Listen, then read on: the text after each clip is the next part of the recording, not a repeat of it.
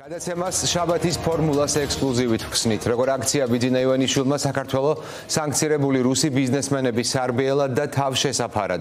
ადგილად, სადაც წვეულებებს მართავენ, ღრეობენ და რუსეთის დიდების სადღეგრძელოებსაც სვამენ. ვლადიმერ პუტინის ახლო მეგობარი და რუსეთის რკინიგზის ყოფილი ხელმძღვანელი ვლადიმერ იაკუნინი და მისი ვაჟი საქართველოში არიან. ვლადიმერ იაკუნინი პუტინის ომის მხარდაჭერისთვის ამერიკის შეერთებული შტატების სახელმწიფო დეპარტამენტის მიერ სანქცირებული პირია. მისი ვაჟი კი 47 წლის ანდრეი იაკუნინი 2022 წელს ჩრდილოეთ ნორვეგიაში დააკავეს, როდესაც ის დრონით სამხედრო ობიექტებს იღებდა. ვლადიმერ იაკუნინი და მისი შვილი ანდრეი იაკუნინი ამ წუთებში ოლიგარქის კარის ბიზნესმენის ვანო ჩხარტიშვილის სასტუმროში რუსი და ქართველი სტუმრებისთვის გრანდიოზულ წვეულებას მართავენ და დაბადების დღის აღსანიშნავად ემზადებიან. ვლადიმერ იაკუნინი, ვლადიმერ პუტინის ახლო მეგობარი, მისი ნდობით აღჭურვილი პირი და ამერიკის მიერ სანქცირებული ბიზნესმენია, თუმცა საქართველოში ის თავისუფლად გადაადგილდება, მას არც ბიზნესში, არც დროს ტარებაში და არც ეგრეთ წოდებული ფონდის საქმიანობაში ხელს არავინ და არაფერი უშლის. ვანო ჩხარტიშვილის სასტუმროში მის უსაფრთხოებასა და სიმშვიდეს განსაკუთრებულად ზრუნავენ, თუმცა შაბათის ფორმულა ჟურნალისტმა მას ბოდბის მონასტერში მაინც მიაგნო. ზუსტად იმ დროს, როცა რუსი ოლიგარქი, სისხლიანი ომის მხარდამჭერი და დამფინანსებელი ამ მონასტერს ათვალიერებდა. რა თქვა შაბათის ფორმულასთან ინტერვიუში ვლადიმერ იაკუნინმა, რა ურთიერთობა აქვს მას ბიძინა ივანიშვილთან და რატომ გახდა ივანიშვილის საქართველო სანქცირებული ოლიგარქების თავშესაფარი. სალომე ბოკუჩავა გვიერთდება ახლა პირდაპირ ეთერში. სალომე, პირველ რიგში დავიწყოთ იმით, შენ ჩაწერე ინტერვიუ რუს ოლიგარქთან, მოახერხე ეს, მაგრამ დავიწყოთ იმით, რა ხდება ახლა ჩხარტიშვილის სასტუმროში სანქცირებული ბიზნესმენის წვეულებაზე. თამარ დავით საღამო მშვიდობისა ამ წუთებში შეიძლება ითქვას, რომ სტუმრებმა დახურულ სივრცეში გადაინაცვლეს, სადაც წვეულება უკვე მიმდინარეობს, მანამდე კი ღია წვეულება ღია სივრცეში დაიწყო. 6 საათზე გაჟღერდა ჯაზ მუსიკა. სტუმრები დაახლოებით 200-მდე პირი არის შეკრებილი ახლა ვანო ჩხარტიშვილის სასტუმროში, სადაც რუსი ოლიგარქის სანქცირებული ვლადიმერ პუტინის მეგობრის შვილის დაბადების დღეს აღნიშნავდნენ. სია საკმაოდ ვრცელია, ეს სიაც მოიპოვა შაბათის ფორმულა, მათ შორის არიან ქართველები, 17 ქართველი ამოვიკითხეთ ამ სიაში, რომლებიც დღევანდელ წვეულებას ესწრებიან. ჩვენთვის ცნობილია, რომ დაბადების დღე ახლა უკვე დახურულ სივრცეში მიმდინარეობს, თუმცა სხვა დეტალებთან დაკავშირებით სანამ ვისაუბრებთ, მოგიყვებით, რომ ჩვენ გქონდა შესაძლებლობა სანქცირებული ოლიგარქი გადაგვეღო ბოდბის დედასთან მონასტრის ტერიტორიაზე, მიუხედავად იმისა, რომ ის საქართველოში ჩამოვიდა შვილთან და შვილის მეგობრებთან ერთად, ის გადაადგილდებოდა მარტო. მას ახლდა მისი უსაფრთხოების სამსახურის წარმომადგენელი ვლადიმერ იაკუნინი, ჩვენ ვნახეთ ბოდბის დედათა მონასტერში, სადაც მასთან ერთად იყო კიდევ ერთი ქალი, სავარაუდოდ ის იყო თარჯიმანი. სწორედ თარჯიმნის დახმარებით მას შეეგება მონასტერში მსახური სასულიერო პირი, ამის შემდეგ კი მათ ნახეს, მოინახულეს მონასტრის ტერიტორია და სწორედ სასულიერო პირმა მას გააცნო უკვე დედათა მონასტრის ისტორია. სწორედ ამ დროს ჩვენ გქონდა შესაძლებლობა მისთვის დაგვესვა არაერთი შეკითხვა, ის დიდი ხნის განმავლობაში დარჩა შაბათის ფორმულასთან ერთად და ცდილობდა კითხვებზე პასუხები გაეცა, თუმცა მაქსიმალურად ერიდებოდა პოლიტიკაზე საუბარს. მიუხედავად იმისა, რომ ის ვლადიმერ პუტინთან საკმაოდ დაახლოებული პირია, მას საერთაშორისო პრესაც მოიხსენიებს როგორც პუტინის მეგობარს და ის წლების განმავლობაში მუშაობდა და ხელმძღვანელობდა რუსეთის რკინიგზას, ასევე ის 1996 წლიდან ვლადიმერ პუტინთან ერთად ხელმძღვანელობდა ერთ-ერთ ფონდს და ამის შემდეგ ფონდის ხელმძღვანელები გაზპრომის მეწილეებადაც კი მოიხსენიებდნენ მათ როგორც გაზპრომის მეწილეებს სხვადასხვა პრესაში. ამის მიუხედავად მან არ ისაუბრა დეტალურად პოლიტიკაზე, თუმცა გააკეთა რამდენიმე მინიშნება. ერთი, გითხრა რომ არ იცნობს მაგალითად ბიძინა ივანიშვილს, მას არ ქონია არანაირი კვეთა წლების განმავლობაში არც რუსეთში და აღნიშნა, რომ არაპირებს შეხვდეს ბიძინა ივანიშვილს არც საქართველოში.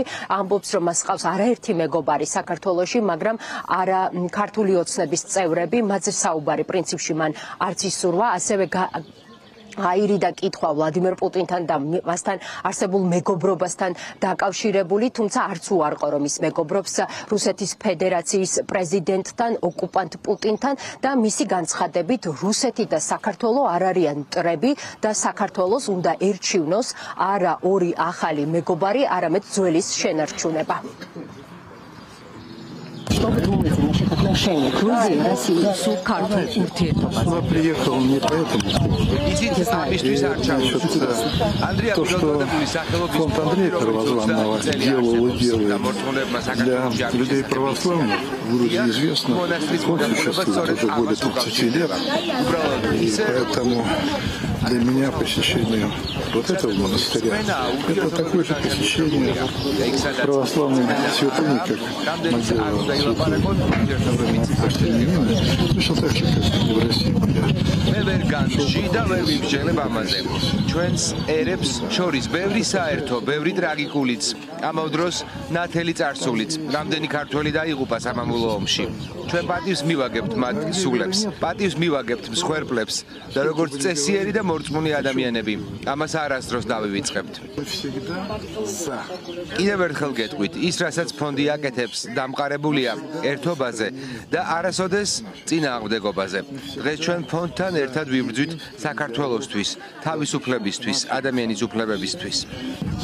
დღევანდელ მოვლენებს როგორ შეაფასებთ საქართველოში? მე საქართველოში არ ვცხოვრობ და ამიტომ არ ვიცი. თქვენ ცხოვრობთ ამ ქვეყანაში და ამიტომ საინტერესოა თქვენ რას ფიქრობთ. მე ზუსტად ვიცი რომ ვარ 77 წლის და შემიძლია ზოგიერთს აქეთ ვასწავლო. ამას აქში კარგად ვაცნობიერებ რომ არაფერია ძველ მეგობარზე ძვირფასი. გამოთქმაც გვაქვს. ძველი მეგობარი უკეთესია ორ ახალ მეგობარზე. ომი გვაქვს რუსეთთან. ძველ მეგობრებში რუსეთს გულისხმობთ. ომი გქონდა 2008 წელს მათ შორის. მომისმინეთ, არ მინდა პოლიტიკაზე საუბარი. უნდა გადავშალოთ ისტორიის ფურცლები და წავიკითხოთ ისტორია. ამერიკამ დამასანქცირა. არავის სიძულვილი არ მამოძრავებს და ფონდი სწორედ ამითაა ცნობილი. ანდრია პირველწოდებული სახელობის ფონდის მეშვეობით ნებისმიერ ადამიანს შეუძლია აღადგინოს ურთიერთობა. ბიძინა ივანიშვილს იცნობთ? შეხვედრი ხართ? ბიძინა ივანიშვილს არ ვიცნობ. პუტინთან ისევ მეგობრობთ?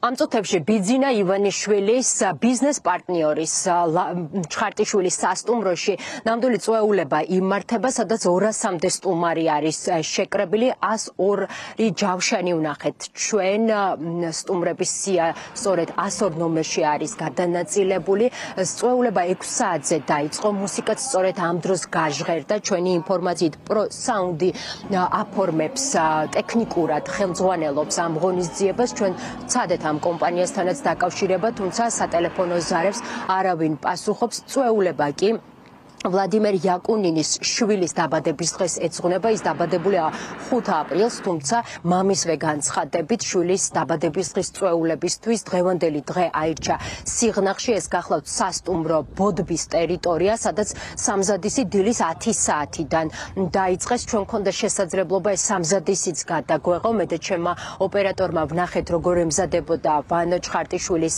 სასტუმროს თანამშრომლები ემზადებოდნენ ამ წვეულებისთვის. თავდაპირველად მოეწყო ღია სივრცე, ამის შემდეგ კი ჩვენ გქონდა შესაძლებლობა დახურული სივრცეც გადაგვეღო, სადაც სუფრა დაახლოებით 200 სტუმარზე არის გაშლილი. მუსიკალურად ორივე სივრცე არის გაფორმებული. თავად ვაჟი არ გამოჩენილა დღეს ტელეეკრანებთან და ჩვენს კამერასთან, ჩვენ არ გქონდა შესაძლებლობა მასთან გასაუბრების, თუმცა მამა სანქცირებული რუსი ოლიგარქი ჩვენთან საუბრის დროს აღნიშნავს, რომ ეს არის პირველი შეხვედრა საქართველოში, პირველი ვიზიტი საქართველოში, როდესაც ის არ გეგმავს რაიმე შეხვედრებს თავის ნაცნობებთან თუ მეგობრებთან და სრულად მიუძღვნის ამ ვიზიტს მის შვილს, რომლის დაბადების დღის წვეულებაც ამ წუთებშიც იმართება. ისევ შეგახსენებთ, რომ დაახლოებით 200-მდე სტუმარი არის სიაში, მათ შორის არიან ქართველები, წარმატებული ქართველები, სხვადასხვა სფეროს წარმომადგენლები, მათ შორის დიპლომატები, მუსიკოსები, ექიმები, დიზაინერები, რომლებიც ამ წუთებშიც აქ იმყოფებიან. თუ სიას კარგად დავაკვირდებით, ვნახავთ, რომ რამდენიმე პირი, როგორც VIP სტუმარი ისე არის ნიშნული, ეს არიან რუსეთიდან ჩამოსული სტუმრები, რომლებიც საპატიო სტუმრებად ითვლებიან დღევანდელ წვეულებაზე. წვეულება დაიწყო ზუსტად 6 საათზე გარესივრცეში და ახლა უკვე გადაინაცვლეს დახურულ ტერიტორიაზე. ჩემი ვაჟის მეგობრები არიან. მეუღლემ სამწუხაროდ ჩამოსვლა ვერ შეძლო, ავად გახდა. ჩემი შვილის დაბადების დღეს ვიხდით. სტუმრებს შორის მხოლოდ პირადი მეგობრები არიან. პოლიტიკოსები და ხელისუფლების წარმომადგენლები არ იქნებიან. ვლადიმერ იაკუნინის ვაჟი ანდრეი იაკუნინიც საკმაოდ ცნობილი ფიგურა არის. ის დაკავებული არის 2022 წელს ნორვეგიაში. პრესა მაშინ წერდა, რომ იაკუნინის ვაჟის დაკავებას გახდა საჭირო მათ შემდეგ, რაც ჩრდილოეთ ნორვეგიის ტერიტორიაზე მან დრონი საკუთარი იახტიდან ააფრინა და გადაიგო სტრატეგიული ობიექტი. ეს იყო მერვე შემთხვევა, როდესაც რუსეთის ფედერაციის მოქალაქე ცდილობდა სტრატეგიული ობიექტის გადაღებას ნორვეგიაში და ამ სიაში აღმოჩნდა რუსი ოლიგარქის შვილიც. თავდაპირველად ის პირველი ინსტანციის სასამართლომ გაამართლა, თუმცა მეორე ინსტანციის სასამართლომ აღნიშნა, რომ კანონსაწინააღმდეგო იყო ამ კადრების გადაღება.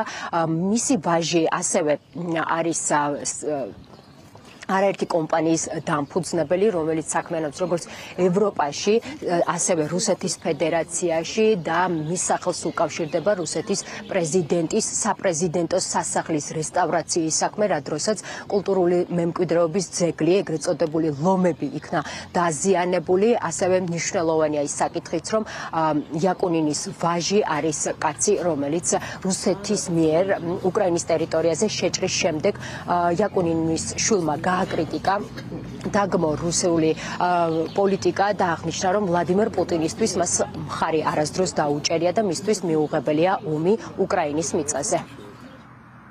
მადლობა სალომე ბოკუჩავა საუბრობდა პირდაპირ ეთერში და დავით, ეს არის ის შემთხვევა, რომელიც გავიგეთ ჩვენ, შემთხვევითი არ არის, რასაკვირველია, როცა აი ასეთი სანქცირებული ბიზნესმენები მათ შორის ჩამოდიან, მაგალითად ვანო ჩხარტიშვილის სასტუმროში, სადაც მათ მის უსაფრთხოებაზე და დაცულობაზე, ასე ვთქვათ, გასაიდუმლოებულ ვიზიტებზე ალბათ განსაკუთრებულად ზრუნავენ, ხო? ეს იყო ერთ-ერთი შემთხვევა, რომელიც გავიგეთ და რამდენ შემთხვევას ასე ვერ ვიგებთ, ხო? ფაქტია, რომ ხო ჯერ მარტო ასობით სტუმარი, ყოველ შემთხვევაში 100-ზე მეტი სტუმარი დღეს დაბადების დღეზეა ჩამოსული რუსეთიდან.